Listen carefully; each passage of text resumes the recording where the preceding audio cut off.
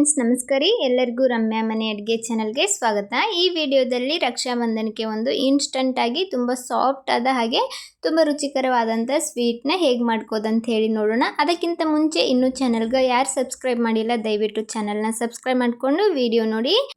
ಒಂದು ಕಡಾಯಿ ಇಟ್ಕೊಂಡು ಅದೇ ಕಡೆಗೆ ನಾನು 1 ಬೌಲ್ ಆಗುವಷ್ಟು ತುಪ್ಪನ ತಗೊಂಡಿದ್ದೀನಿ. ಇವಾಗ ತುಪ್ಪ ಒಂದು ಸ್ವಲ್ಪ ಬೆಚ್ಚಗಾಗಬೇಕು. ತುಪ್ಪ ಸ್ವಲ್ಪ ಬೆಚ್ಚಗಾದ ನಂತರ ಅದಕ್ಕೇ 1 ಬೌಲ್ ಆಗುವಷ್ಟು ಸಣ್ಣ ರವೆನ ಸೇರಿಸ್ತಾ ಇದ್ದೀನಿ. ಉಪ್ಪಿಟ್ಟು ಮಾಡೋ ರವೆ ಬರುತ್ತಲ್ಲ ನಾರ್ಮಲ್ ಆಗಿ, ಆ ರವೆನ ಹಾಕ್ತಾ ಇದ್ದೀನಿ. ರವೆನ ಸ್ವಲ್ಪ ಹೊತ್ತು ಚೆನ್ನಾಗಿ ತುಪ್ಪ ಜೊತೆ ಹುರ್ಕೊಳ್ಳೋಣ. ತುಂಬ ಹೊತ್ತೇನು ಹುರಿಯೋದು ಬೇಡ, ಒಂದು 3-4 ನಿಮಿಷ ಹುರ್ಕೊಂಡ್ರೆ ಸಾಕು. ರವೆ ಹುರಿಯುವಾಗ ಸ್ವಲ್ಪ ಗ್ಯಾಸನ್ನು ಮೀಡಿಯಂ ಫ್ಲೇಮಲ್ಲಿ ಇಟ್ಕೊಂಡು ಹುರ್ಕೊಳ್ಳಿ. ಕೈ ಬಿಡದೆ ಅದನ್ನು ಇದೇ ಥರ ತಿರುಗಿಸ್ತಾ ಇರಬೇಕು, ಇಲ್ಲಾಂದರೆ ಕೆಳಗಡೆ ಹೊತ್ಬಿಡುತ್ತೆ. ನಾನಿಲ್ಲಿ ಒಂದು 3-4 ನಿಮಿಷ ರವೆನ ಚೆನ್ನಾಗಿ ಹುರ್ಕೊಂಡಿದ್ದೀನಿ. ಇವಾಗ ಇದಕ್ಕೇನೆ 1 ಬೌಲ್ ಆಗುವಷ್ಟು ಕಡಲೆ ಹಿಟ್ಟನ್ನು ಸೇರಿಸ್ತಾ ಇದ್ದೀನಿ. 1 ಬೌಲ್ ಆಗುವಷ್ಟು ತುಪ್ಪ, 1 ಬೌಲ್ ಆಗುವಷ್ಟು ರವೆ, ಹಾಗೆ 1 ಬೌಲ್ ಆಗುವಷ್ಟು ಕಡಲೆ ಹಿಟ್ಟು, 3 ಸಮ ಪ್ರಮಾಣದಲ್ಲಿ ತೊಗೊಂಡಿದ್ದೀನಿ. ಎಲ್ಲನೂ ಒಂದೊಂದು ಬೌಲ್ ತೊಗೊಂಡಿದ್ದೀನಿ. ಇವಾಗ ಇದು ಸ್ವಲ್ಪ ಹೊತ್ತು ಚೆನ್ನಾಗಿ ಹುರ್ಕೊಳ್ಬೇಕು. ಕಡಲೆ ಹಿಟ್ಟನ್ನು ಸ್ವಲ್ಪ ಹೊತ್ತು ನಾವು ಚೆನ್ನಾಗಿ ಹುರ್ಕೊಳ್ಬೇಕಾಗ್ತದೆ. ಅದರಲ್ಲಿರುವ ಹಸಿ ವಾಸನೆ ಹೋಗಬೇಕು, ಅಲ್ಲಿವರೆಗೂ ಇದನ್ನು ಗ್ಯಾಸನ್ನು ಲೋ ಫ್ಲೇಮಲ್ಲಿ ಇಟ್ಕೊಂಡು ಹುರ್ಕೊಳ್ಳಿ. ಎಷ್ಟು ಚೆನ್ನಾಗಿ ಕಡಲೆ ಹಿಟ್ಟೆಲ್ಲ ಹುರ್ಕೊಳ್ತೀವೋ ರುಚಿನೂ ಕೂಡ ಅಷ್ಟೇ ಚೆನ್ನಾಗಿ ಬರ್ತದೆ. ಕಡಲೆ ಹಿಟ್ಟನ್ನು ಹಾಕ್ಕೊಂಡು ನಾನಿಲ್ಲಿ ಒಂದು 4-5 ನಿಮಿಷ ಹುರ್ಕೊಂಡಿದ್ದೀನಿ. ಯಾಕಂದ್ರೆ ರವೆನೂ ಸಹ ತುಂಬ ಸುಡ್ತಿರುತ್ತೆ. ಕಡಲೆ ಹಿಟ್ಟು ಹಾಕಿದ ತಕ್ಷಣ ಅದು ಚೆನ್ನಾಗಿ ನಾವು ಆರಾಮಾಗಿ ಹುರ್ಕೊಳ್ಬೋದು. ಕೆಳಗಡೆ ಹೀಟ್ ಇರುತ್ತೆ, ಹಾಗೆ ರವೆನೂ ಚೆನ್ನಾಗಿ ಕಾಯ್ದಿರುತ್ತಲ್ಲ. ಕಡಲೆ ಹಿಟ್ಟು ಹುರಿಯೋದಕ್ಕೆ ಅಷ್ಟೊಂದು ಟೈಮ್ನೂ ಸಹ ಹಿಡಿಯೋದಿಲ್ಲ. ಒಂದು 4-5 ನಿಮಿಷ ಅದನ್ನು ಹುರ್ಕೊಂಡು ನಂತರ ನಾನಿಲ್ಲಿ ಒಂದು 2-3 ಚಮಚದಷ್ಟು ಹಾಲನ್ನು ಸೇರಿಸ್ತಾ ಇದ್ದೀನಿ. ಒಂದೊಂದು ಚಮಚ ಹಾಲನ್ನು ಹಾಕ್ಕೊಂಡು ಅದನ್ನು ಈ ಥರ ಚೆನ್ನಾಗಿ ಮಿಕ್ಸ್ ಮಾಡ್ಕೊಳ್ಳಿ.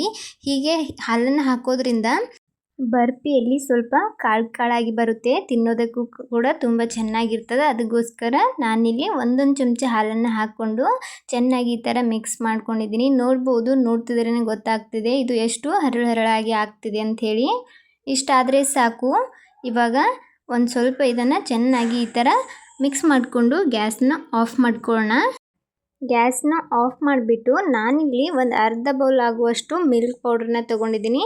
ಹಾಲಿನ ಪುಡಿನ ಸೇರಿಸ್ಕೊಂಡು ಇವಾಗ ಇದನ್ನು ಚೆನ್ನಾಗಿ ಮಿಕ್ಸ್ ಮಾಡ್ಕೊಳ್ಳೋಣ. ಹಾಲಿನ ಪುಡಿನ ತುಂಬ ಹುರಿಯೋದು ಅವಶ್ಯಕತೆ ಏನು ಬೇಕಿಲ್ಲ. ಇದು ತುಂಬ ಹೀಟ್ ಇರೋದ್ರಿಂದ ಇದರೊಳಗೆ ನಾವು ಆರಾಮಾಗಿ ಇದನ್ನು ಮಿಕ್ಸ್ ಮಾಡ್ಕೊಳ್ಬೋದು. ನೋಡ್ಬೋದು, ಹಾಲಿನ ಪುಡಿ ಎಲ್ಲ ಚೆನ್ನಾಗಿ ಮಿಕ್ಸ್ ಮಾಡ್ಕೊಂಡಿದ್ದೀನಿ. ಇದೆಲ್ಲ ಮಿಕ್ಸ್ ಮಾಡಿಕೊಂಡು ಇದನ್ನು ಸೈಡಲ್ಲಿ ಇಟ್ಕೊಳ್ಳೋಣ.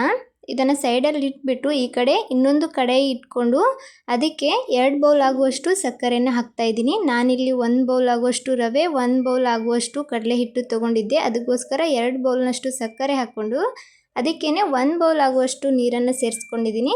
ಇವಾಗ ಇದನ್ನು ಚೆನ್ನಾಗಿ ಮಿಕ್ಸ್ ಮಾಡ್ಕೋತಾ 1 ಎಳೆ ಪಾಕ ಬರೋವರೆಗೂ ಇದನ್ನು ಕುದಿಸ್ಕೊಳ್ಳೋಣ. ಇದಕ್ಕೆ 1-2 ಏಲಕ್ಕಿನ ಜಜ್ಜಿ ಸೇರಿಸ್ಕೊಂಡಿದ್ದೀನಿ. ಹಾಗೆ ಸ್ವಲ್ಪ ಫುಡ್ ಕಲರ್ನ ಸೇರಿಸ್ತಾ ಇದ್ದೀನಿ. ಫುಡ್ ಕಲರ್ ಆಪ್ಷನಲ್ಲ, ಇದ್ರ ಬದಲಿಗೆ ಸ್ವಲ್ಪ ಕೇಸರಿನೂ ಸಹ ಹಾಕ್ಕೊಳ್ಬೋದು, ಇಲ್ಲಾಂದರೆ ಹಾಗೇನೂ ಸಹ ಈ ಬರ್ಫಿ ಮಾಡ್ಕೊಳ್ಬೋದು.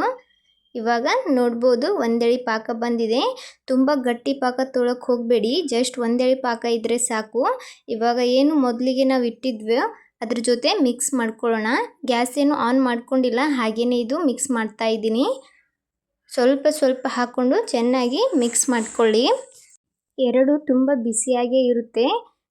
ಸ್ವಲ್ಪ ಹಾಕ್ತಾ ಇದನ್ನು ಚೆನ್ನಾಗಿ ಈ ಥರ ಮಿಕ್ಸ್ ಮಾಡ್ಕೊಳ್ಳೋಣ. ನೋಡ್ಬೋದು, ನಾನು ಎಲ್ಲ ಪಾಕನೂ ಹಾಕ್ಕೊಂಡು ಮಿಕ್ಸ್ ಮಾಡ್ಕೊಂಡಿದ್ದೀನಿ.